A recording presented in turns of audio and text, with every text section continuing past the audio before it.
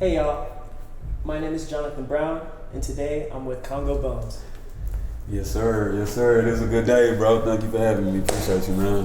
Polo gang in here, bro. I'm not representing, but we gonna get me right, you know what I'm saying?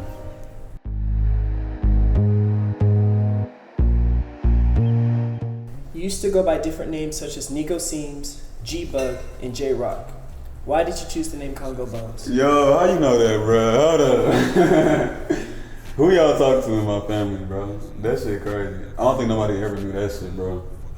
Hold up. That shit crazy. Yo, them was like my former selves, bro. Like, everybody gotta have like an evolution, you know what I mean? Like, G-Bug was me as like, you know, step one Pokemon, and like Nico Seams and Kongo was like the evolution I really had to grow into. Like, I feel like all them hoes was like caterpillars, or really cocoons a nigga had to grow out of.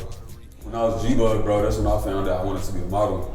Like, me being G-Bug, I'm like 6 and below type shit, but like that early, I kind of knew I was gonna end up being Kongo in a way. Another reason led me to Bones, bro, and just Kongo. Like, you heard of tantalum? No, can you inform me on that? So, everybody got a piece of Kongo on them. You know what I'm saying? Either Democratic Republic of Congo or Republic of Congo. Those two countries are the source of 80% of the world's tantalum. And that chemical, it's in phones, it's in cars, it's in laptops. You know what I'm saying? It's in the PS5s, the Xboxes, like everywhere. But 80% of that shit is mined in them countries, which makes it one of the world's most like resourceable countries, but on some GDP, how they would assess the country is like super low. So one of the countries that's the most rich in minerals and materials is really like one of the poorest countries. And it's like, I feel like it's been hella times in my life for like, you feel me, I was fucked off, or I was the one that was being taken from, my kindness been took for weakness. Or it's kind of like being so resourceful, but knowing you're in a position to where people only want to take from you. So like me putting that power on my name is like a whole flip of everything that's been happening. You know, now, because you said you're from Oak Cliff, from the Trail area, right? Yeah. And you came up on Martha Avenue, correct? Yeah, Martha. What was it like growing up in that area? Man, Martha was a movie, bro. Like, literally. But that shit was purely like a jungle. Like, you know how the little kid is in the Jungle Book? Yeah. And it's just like, little kid in the wilderness is like, where do I go, what do I look at?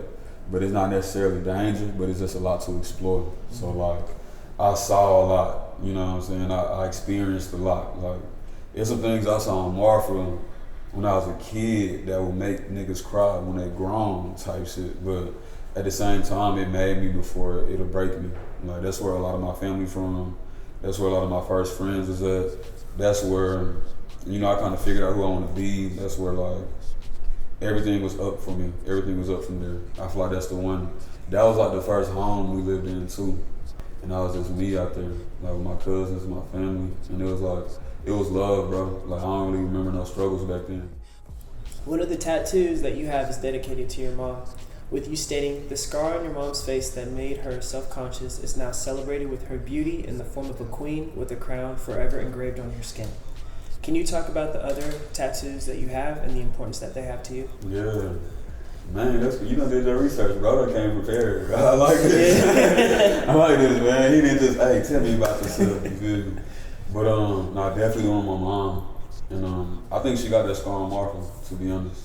Like, just some wild, crazy shit. But I got the hood tatted on my stomach. It's Oak Cliff. I'm so Oak Cliff, bro. I gotta show it everywhere I go. Like, I might need another one on my neck or something. Like, I'm sorry, I might be able to do with 5 Oak Cliff tattoos, but I love my hood that much. This one's a little personal, but growing up in Oak Cliff can be pretty dangerous. Looking through your account, loved ones have passed away like Jug King, Trav, Wee Money, and Rage Almighty, who impacted you regarding music and poetry. How did these personal deaths, how do you deal with them? See, like, grief is a process I'm still going through. You know what I'm saying? Like, grief ain't linear. I might act out in a way that is grieving, you know, and I might not even notice it, but I feel like everybody that died taught me, like, just a critical lesson. Or I could see every death and look back and be like, damn, I learned something off that. Or like, the homies ain't die for nothing. You know what I'm saying? At the same time, the homies dying, like, that's something for me to live for. We all got some people that we just admire the life they live. You know, grief a process I'm figuring out, but I self-destruct before I let it make me stop working. You feel me? Like, Bill Gates, Rihanna, Jay-Z, everybody done had people that done died and then you know, been in critical situations, but they never could step out and be like, hey, I'm not being me today. I'm not finna do what I gotta do today. And I feel like that's that same strive that I owe to myself. And that brings us to this next question. You started your photography journey late May of 2020 and was introduced to different members of Alluring Temptations PR as well. How has it been working with the different members of the agency? It's been crazy. These people are talented. Then they really the only agency I know in Dallas. And as far as an agency, they one of the ones I know that's really connected. I feel like I'm family with them. You know, that's something that in the modeling game and in the photography and just like the art and fashion industry, that's kind of like a rare commodity to get like a whole agency of people, a collective of people that's really finna champion for themselves and for the city. In December of 2015 is when you started to take more model-esque photos, moving more towards solo pictures instead of artwork images. Why around that time did you start doing that? See, it's like divine timing. The right pieces came around me just off living off my interests. Around that time, I met the homie Freddie, that's by BXEV. He like my main photographer, shout out bro. Me and him ended up coming up together, taking way more pictures. Then that's when like brands got involved. That's when like artists got involved in studios and events. Wood Harris said it, you know, he was like, we dream of a life, then our life becomes a dream. Then it's a point where the dream becomes bigger than we could have ever imagined. But at that point, it's our life now. You know, so it's like, damn, niggas went from imagining, okay, let's be full-time creatives, let's get paid. And it's really just a hobby, but it really can become real life, like right in front of you. Your dreams become reality. Real talk, bro. In 2016, your fashion sense seemed to be geared more towards streetwear. How would you describe your fashion sense now? Come on, bro, come on. You feel me? I think now I'm way more into like pushing limits. It's coming from like the 70s and 80s. Like, bro, I love how Earth, Wind and Fire used to put that shit on. Yeah. Or like the Beatles on their Sgt. Pepper's Lonely Hearts Club cover, where they got like the marching band shits in different colors and everything. Like, shit like that excite me. I want to feel like a Super Bowl performer, bro. I used to see Michael Jackson stand and shit. People passing out over there and shit like that. If he was wearing a white t-shirt, they wouldn't have did that. Granted, he's Michael Jackson regardless. But when you dress up for the part, you know what I'm saying? It's like a superhero without a costume. Because that perception is everything. Yeah, so I'm gonna put on, it's not a costume I'm putting on, it's real life. Like, it's not all the way true, but presentation is your representation. You know? Same way with the drip. So modeling, fashion, photography, and music are just like any other industry that relies heavily on networking. When the pandemic hit, how did that affect your career and you personally? I think I thrive in chaos. Simple as that. Like, destruction, bad times, like I thrive in that shit. I create the hardest and most when I'm depressed. So like, imagine how much of a like that was for me to where I got in the hole and dug myself out that bitch. You know, like, it's cool.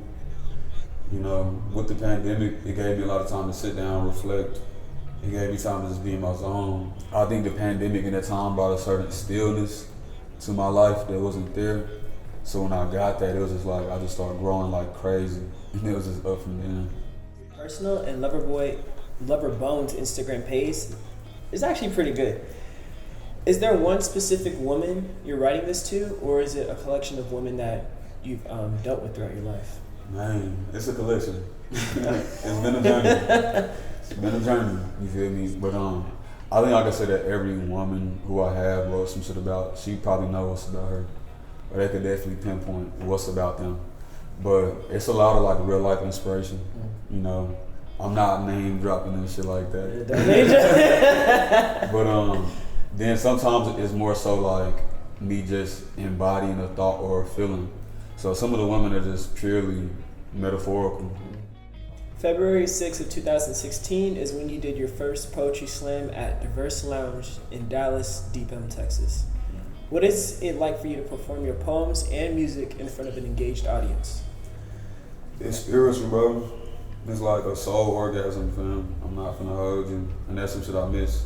Like, I haven't performed poetry in like some years.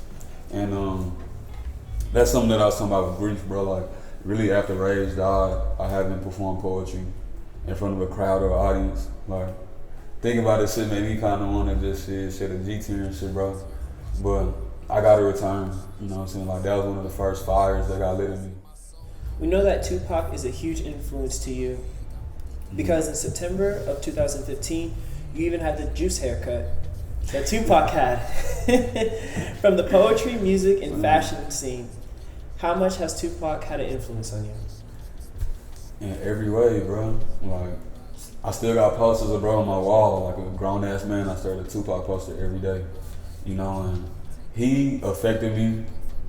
Like, I take more from his life as a poet and an actor more than I take from Tupac the rapper. You feel me? So, honestly, I haven't heard all Tupac musical albums, but I've read and rewrote every one of his poems. I saw every one of his movies, and I studied his life. But I know Tupac had a quote to where he was like, I might not be the flame to change the world, but like my flame will spark the brain that will change the world. So even if that flame not me, you feel me? I could be another carrier of the torch. But like, I like the idea of like, somebody was here for wisdom. Somebody was here to like make a betterment. And they didn't care if it happened during their life. They didn't care if it happened while they could see it. It was the belief of like, if I'm so true and I'm so real with myself, then that shit could translate for generations. One of the most powerful things I read from your page is you saying, art means a lot to me. I'm not doing this to look fun or cool.